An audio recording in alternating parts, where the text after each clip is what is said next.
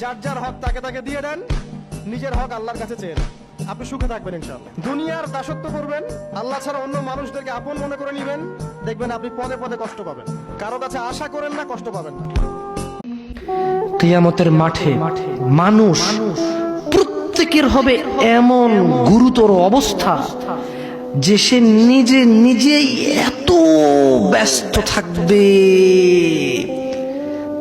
একটু চোখ বন্ধ করে ভাবুন, কিছু নাই পৃথিবীতে, আপনি একা, আপনার গুনাহ দেখা যাচ্ছে, চতুর্দিকে আগুন দেখা যাচ্ছে, আল্লাহর বিচার হচ্ছে, মানুষ জাহান্নামে পড়তেছে, মানুষ উলঙ্গ, কেউ কারো লজ্জাস্থানের দিকে তাকাচ্ছে না, মা তার সন্তানের খবর নিচ্ছে না, সন্তান তার মায়ের খবর নিচ্ছে না, স্ত্রী তার স্বামীর খবর নিচ্ছে না, স্বামী তার স্ত্রীর খবর নিচ্ছে না।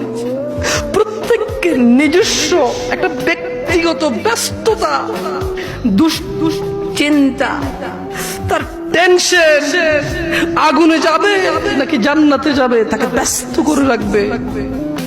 উজুহু ইয়াউমাইযিন মুসফিরা, এই ব্যস্ততার দিনে কিছু চেহারা হবে উজ্জ্বল।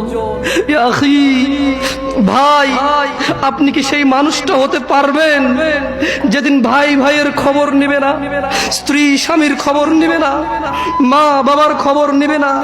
আপনি কি এমন কর্মকাণ্ড করছেন, আপনি কি এমন ইবাদত করছেন যে ইবাদতের কারণে ওই ব্যস্ততার দিনে উলঙ্গ মানুষ, কেউ কারো লজ্জাস্থানের দিকে তাকানোর সুযোগ নাই, তাকাতে ইচ্ছে করবে না, তাকানোর মনে থাকবে না, কোনো কিছু মনে থাকবে না, শুধু বাঁচার জন্য একটা ব্যস্ততা থাকবে।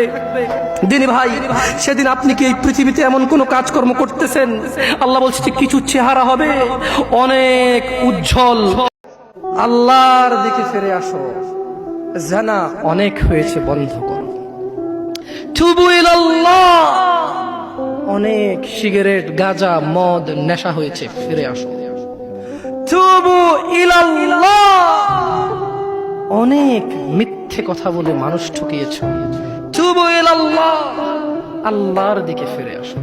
ইয়া নাস, ইয়া শিবাব, ইয়া মুসলিম, ইয়া মুমিন, তুবু ইলাল্লাহ, আল্লাহর দিকে ফিরে আসো।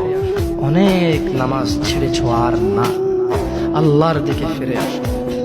অনেক জিদ করেছো, মারামারি করেছো, অন্যের হক, অন্যকে জুলুম করে অন্যকে দেওয়ার জন্য সহযোগিতা করেছো, তুবু ইলাল্লাহ, আল্লাহর দিকে ফিরে এসো।